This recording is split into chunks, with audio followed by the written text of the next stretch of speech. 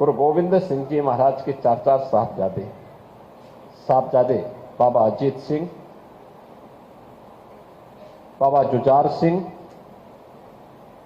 बाबा जोरावर सिंह, बाबा फतेह सिंह,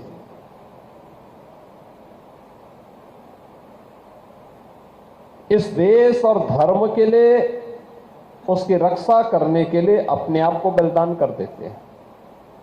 उनको लोभ दिया गया, लालच दिया गया कि इस्लाम स्वीकार कर लो, जान भी बख्श ली जाएगी और रियासत भी मिल जाएगी। उन्होंने कहा इसका हम क्या करेंगे।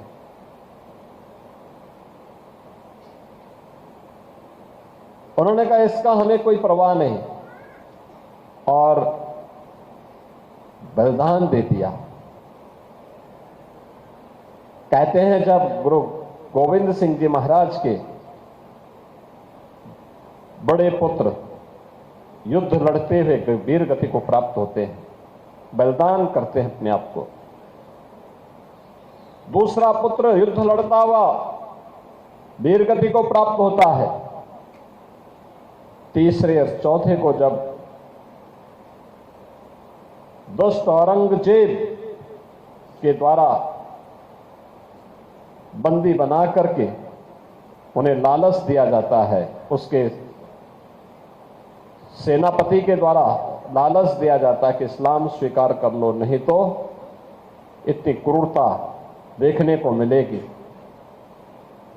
कहते हैं जब छोटे पुत्र को, सबसे छोटे पुत्र को जब बलिदान, जब दीवालों पे चिना जा रहा था, तो सबसे छोटा पुत्र, सब बछला पुत्र,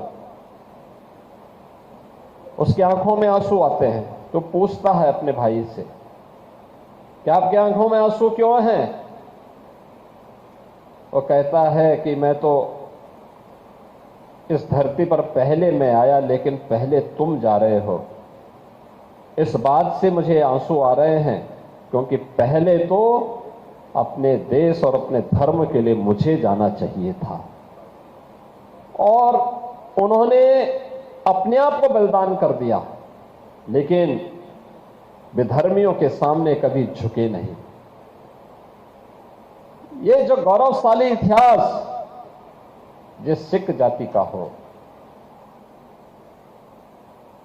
अपने लिए नहीं, देश के लिए, अपने लिए नहीं, सनातन धर्म के लिए, कश्मीर के लिए,